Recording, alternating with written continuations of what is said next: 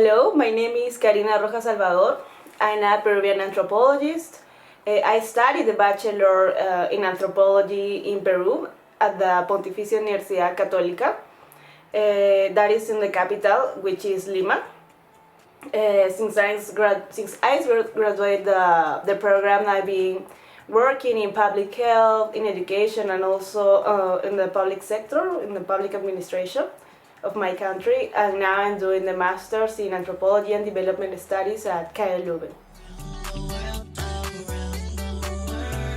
Anthropology in Peru has a long story. It started, I think, like in the 40s, 50s. In fact, it was one of the first disciplines developed in the region.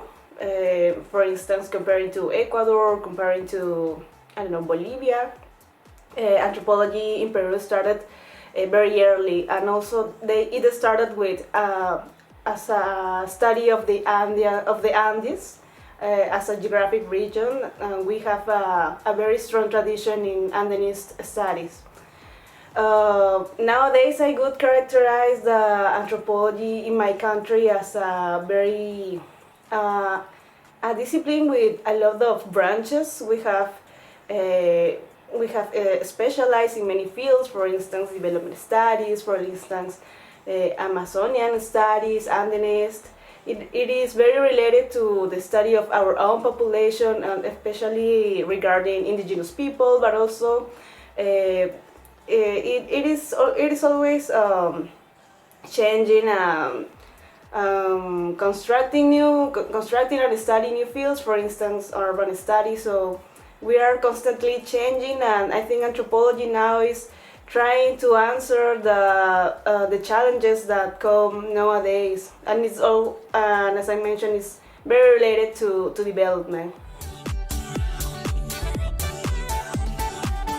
At this moment, I could say that we can characterize anthropology in three different roles. The first one is in academy, where we can find anthropologists that mostly do research. There are academics and professors at different universities. The other branch could say that are the anthropologists that work in the development sector, for instance in NGOs or with international cooperation, with the third sector and international agencies. And also other role that anthropologists play in our countries in the public sector, for instance, as a public administrators, in the Ministry of Culture, in the Ministry of Health. We can find many social scientists working in that field, not especially developing anthropology, but also developing something related with social studies. Regarding the language, we study anthropology in Spanish. Most of our classes are in Spanish, but also when it comes about readings, about literature, and about studying theories, we do read a lot in English. This changes when it comes about fieldwork, because when we do fieldwork, most of anthropologists do fieldwork in Spanish with communities that speak Spanish. But when it comes to the work with, for instance, with indigenous people, some of the indigenous communities speak Spanish, but there are also anthropologists that try and invest in learning indigenous languages, but it's not that common. Also here there is an important distinction between anthropologists that are from the capital, from Lima, and there are anthropologists that belong to other regions, because these ones that study anthropology in the regions, they are most likely to know indigenous languages, and they work in that with indigenous communities in their own languages. But when anthropologists from the capital work with indigenous people, they do it in Spanish or using translators. So it's not that common in our tradition to know the language of the communities. That is something I can point out.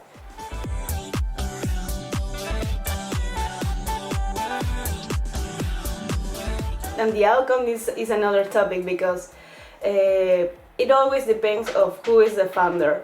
So most of the outcomes, most of the time, the outcomes are presented in Spanish as well, but because we are hired by, for instance, the government or local NGOs, but sometimes the outcomes are also presented in English when it comes about international agencies, when it comes about, for instance, the development sector. So those are the most common languages there.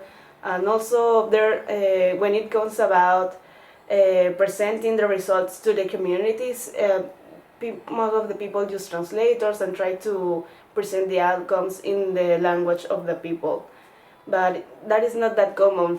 I have noticed that it's not that common to give back the results when people do fieldwork or do researches related to, for instance, when people do consultancies. It's not that common to give a feedback or to give back the information that you gathered before.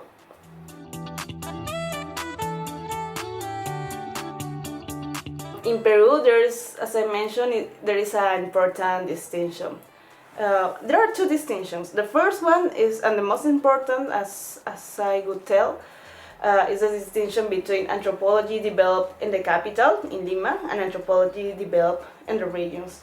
On the first place, and there is not common to the teaching anthropology is not that common in other regions of Peru. There are few schools, and in Lima there are like 3 schools, but they are the most important in our country, and I think that they are the ones that relate the most with, for instance, an international anthropologist or anthropologists from countries of the global north, for instance.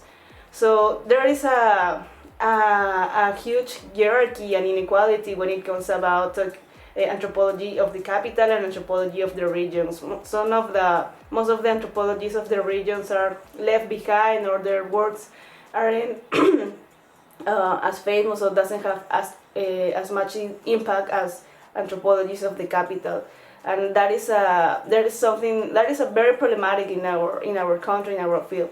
Also, when it comes about the relationship center-periphery regarding anthropologists of international anthropologists or world anthropologists. Regarding anthropology of Peru compared to another international anthropology, I could say that on the first place we're very influenced by the American school. For instance, the theories we study, the frameworks we apply. We are very Americanized in that way, but also there is a huge wing of French anthropology, especially in the Amazon studies. Also, I could say that most of anthropology in Peru doesn't have as much impact when it's developed by a Peruvian anthropology than when it's developed, for instance, by an international anthropologist. It's very common for foreign anthropologists to come to our country and be helped by these native anthropologists to conduct fieldwork, for instance.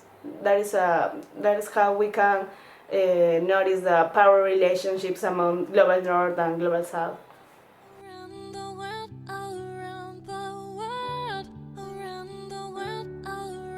It is very interesting because I think that the university and especially the program has a big variety of studies, and having anthropologists from other parts of the world or professionals coming from other parts of not of the world but of the global south has been very important to me to compare experience and to get to know that we have many things in common, and especially when we develop our field.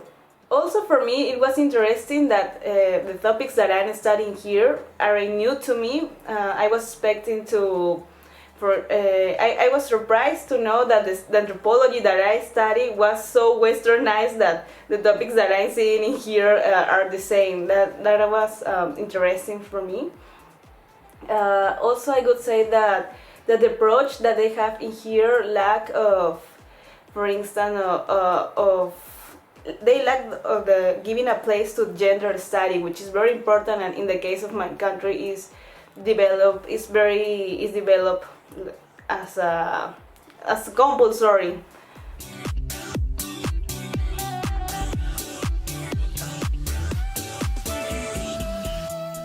even though that here in Belgium most of the anthropologists work in countries or continents, for instance, such as Africa, there are many things that I could relate with the anthropology I've been developing, and with my experience in anthropology, I can sense that we have the same challenges when we try to trace a decolonized perspective, when we try to develop a more sensible approach to the informants we're working with.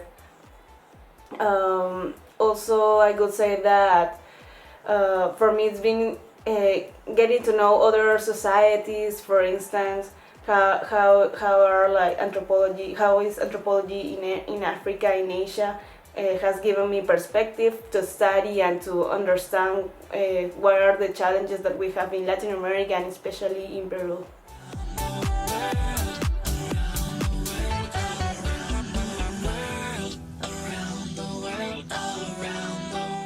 I would say that we have a lot of stuff to do, but one of the things that we need to start is dialoguing between the anthropologists of the capital and anthropologists of the region, because there are many things that we can share and we are not exchanging, due to these hierarchies and rivalities that I have mentioned. So I could say that that would be the first key to exchange and try to produce a more cohesion, a more Cohesive. cohesion, Cohesive. yeah, a more cohesive anthropology among us. And also regarding the global north, yeah, it is important that we have that we overcome this idea that the global north has to come to us to teach us how things need to be done, and also to produce a intercultural exchange where we are in the same position of dialogue. I will say that that would be the most important thing to do.